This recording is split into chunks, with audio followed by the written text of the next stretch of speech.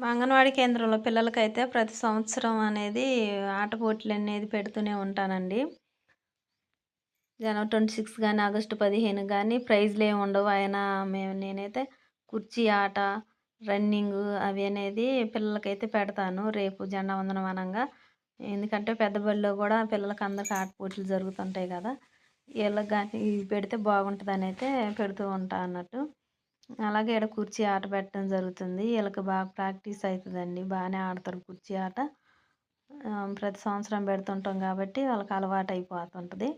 విజిలేయగానే కూర్చోవటం అనేది కొంతమందేమో నిలబడి చూస్తూ ఉంటుంటారు.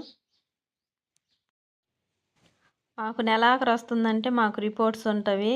మీటింగ్స్ ఉంటాయన్నట్టు. అంటే ఆ నెల మొత్తాన స్టాక్ ఎంతెంతొచ్చింది, ఎంత ఖర్చయింది, ఎంత అనేది మేము లెక్కలు జెప్పాల్సి ఉంటుంది. రిపోర్ట్స్ రాసివ్వాలి. అలాగే ఆన్‌లైన్‌లో గాని సబ్మిట్ జేయాలె. పిల్లల అటెండెన్స్‌లు గాని ఆన్‌లైన్‌లో సబ్మిట్ జేయాలె. ప్లస్ రికార్డులల్లో గూడా ఏయాల్సి ఉంటుంది. ఫోటో క్యాప్చర్ అనేది ప్రతిరోజు ఫోటో క్యాప్చర్ జేయాలె. అది మామూలుగా ఫోటో ఎప్పుడో తీసించింది. అందులో గ్యాలరీలోంచి తీసేది గాదు. అక్కడే యాప్ ఓపెన్ జేసి అందులో అనేది ఫోటో తీయాల్సి ఉంటుంది. పిల్లలు ప్రీ స్కూల్ పిల్లల్ని.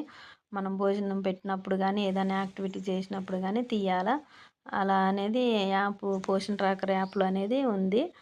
ఎన్ఎస్‌టీఎస్ యాప్ అనేది ఉంటది. స్టేట్‌కి సంబంధించి వాటిల్లో ఈటిలో గానీ అటెండెన్స్‌లనేది ఎయాల్సి ఉంటుంది.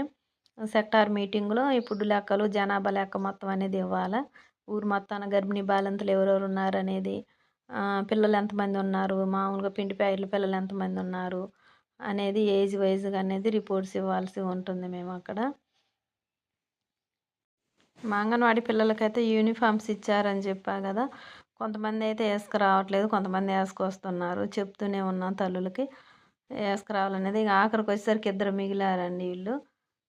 కుర్చీ ఆటలో అందరూ ఆడంగా ఆడంగా ఎవరు గెలుస్తారని చూడాలి.